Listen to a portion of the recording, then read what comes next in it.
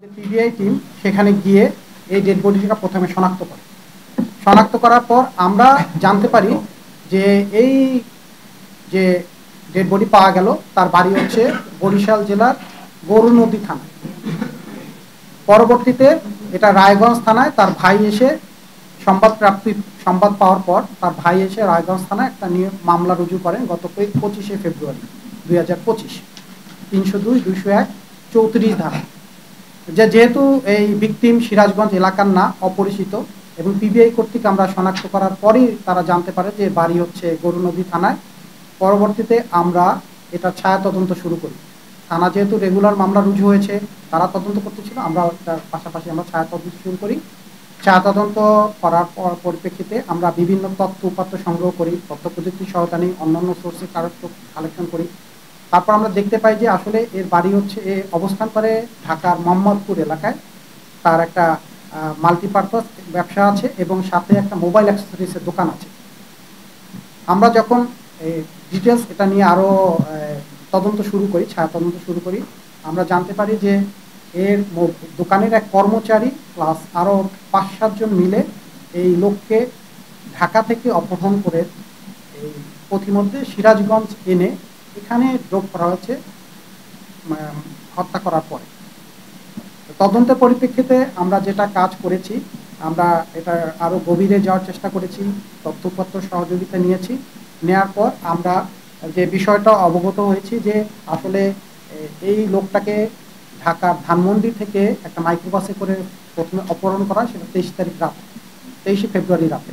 23শে ফেব্রুয়ারি রাতে যে অপহরণ করা হয়েছিল, সেই মাইক্রোবাস প্লাস যে 7 থেকে 8 জন লোক তারা এখানে অংশগ্রহণ করেছিল আনুমানিক, আমরা তদন্ত শেষে এটা ডিটেলস বলতে পারবো। তারা আসলে এসেছিল কুড়িগ্রাম থেকে। তো কুড়িগ্রাম জেলা থেকে এসে তারা রাতে সেই ভিকটিমকে অপহরণ করেছে ধানমন্ডি, ঢাকার ধানমন্ডি কেএফসি থেকে, 7 ধানমন্ডি রোড নম্বর 7 এখানে কেএফসির সামনে থেকে তারা তাকে অপহরণ করে একটা সাদা মাইক্রোবাসে করে। এবং পরবর্তীতে তারা সাভার হয়ে, টাঙ্গাইল হয়ে, যমুনা পার হয়ে সিরাজগঞ্জে এসে এই ব্যক্তির ডেড বডি রায়গঞ্জ থানা এলাকায় ওই ব্রিজের এখানে ফেলে দিয়ে পরবর্তীতে আবার কুড়িগ্রাম চলে যায়। যেহেতু সিরাজগঞ্জ এলাকার লোক না, অপরিচিত ছিল, সেহেতু আমাদের আত্মীয় স্বজন বা অন্য অন্য তথ্যপত্র খুঁজে বের করতে আমাদের ঢাকায় আয়ুকে যেতে হয়েছে। আমাদের আয়ু ছিলেন এখানকার পুলিশ পরিদর্শক নজরুল, তিনি যথেষ্ট এটা নিয়ে কষ্ট করেছেন এবং আমরা একটা টিম হিসাবেই কাজ করেছি। তো এটার মূল যে ফ্যাক্ট ছিল, আমি ফ্যাক্টটা একটু সংক্ষেপে বলি, যদিও তদন্তের পর আরও বিস্তারিত আমাদের বলা যাবে। এটার ফ্যাক্ট ছিল, এটা একটা শিক্ষণীয় বিষয় আমি মনে করি। অন্যান্য মামলার থেকে এই মামলাটার প্রেক্ষাপটটা ভিন্ন। মামলার প্রেক্ষাপটে যারা তাকে অপহরণ করার উদ্দেশ্যে এসেছিল এবং পরবর্তীতে তাকে এই হত্যা করা হয়েছে, সেটা উদ্দেশ্য কিন্তু ছিল এই ভিকটিমকে তারা প্রায় 30 থেকে 32 লাখ টাকা প্রদান করেছিল 5-6 জন মিলে ইতালি যাওয়ার জন্য। ইতালি যাওয়ার জন্য ভিকটিমকে টাকা প্রদান করার, তারা টাকা প্রদান করছে। ভিকটিম বিভিন্ন সময় তাদের হোয়াটসঅ্যাপে বিভিন্ন ধরনের পাসপোর্ট, এই ডিএমইটি কার্ড এইসব দিত, মাঝে মাঝে নিয়ে মেডিকেল করাইতো, করে আবার ঢাকা থেকে ঢোকা। ওরা যখন বারবার দেখছে, এবং এই ভিকটিমগুলো তারা নিজেদের মধ্যে কিন্তু আত্মীয় স্বজন, কাজিন, দুলাভাই, এইরকম 5-6 জন, এবং একই সাথে পরে অনার্সের স্টুডেন্ট। তারা যখন দেখেছে যে না 6-7 মাস ধরে এরা তালবাহানা করতেছে, আমাদের ইতালি পাঠাচ্ছে না, এবং তারা প্রায় 30-32 লাখ টাকা ইনভেস্ট করে ফেলেছে এবং নিজেরা জমি জায়গা বিক্রি করেছে, তখন তারা প্ল্যান করেছে যে তারা এই ব্যক্তিকে ঢাকায় যাবে এবং ঢাকা থেকে তাকে যেভাবেই হোক এটা অপহরণ করতে পারে। এখন অপহরণ করার পর তাদের যে প্ল্যানটা ছিল, তার যে আমরা যে তথ্য প্রযুক্তির সহায়তায় আমরা কুড়িগ্রামের আমাদের টিম, কুড়িগ্রামের ভুরুঙ্গবাড়ি থেকে আমরা 3 জনকে গ্রেপ্তার করতে সক্ষম হয়েছি। আমরা গতকালকে নিয়ে এসেছি ভোরে, এবং গতকাল বিজ্ঞ আদালতে এই 3 জন ব্যক্তি, 3 জন আসামি ফৌজদারি কার্যবিধি 164 দ্বারা বিজ্ঞ ম্যাজিস্ট্রেটের কাছে জবানবন্দি প্রদান করেছে, এবং জবানবন্দিতে এই ঘটনার ডিটেলস উঠে এসেছে। আমরা অন্যান্য আসামিদেরও ধরার প্রচেষ্টা অব্যাহত রাখছি, আশা করি শীঘ্রই আমরা তাদের ধরতে পারবো। আর যে ঘটনা ছিল যে টাকা উদ্ধারের জন্য তারা গিয়েছিল প্ল্যান করে, মাইক্রোবাসটাও তারা ভাড়া করেছে কুড়িগ্রামের ভুরুঙ্গামারি থেকে ঢাকায়। তারা গিয়ে আগের রাত, মানে 22, যদিও 23 তারিখ রাতে অপহরণ হয়েছে, তারা কিন্তু 22 তারিখ রাতে গিয়ে ঢাকায় পৌঁছেছে।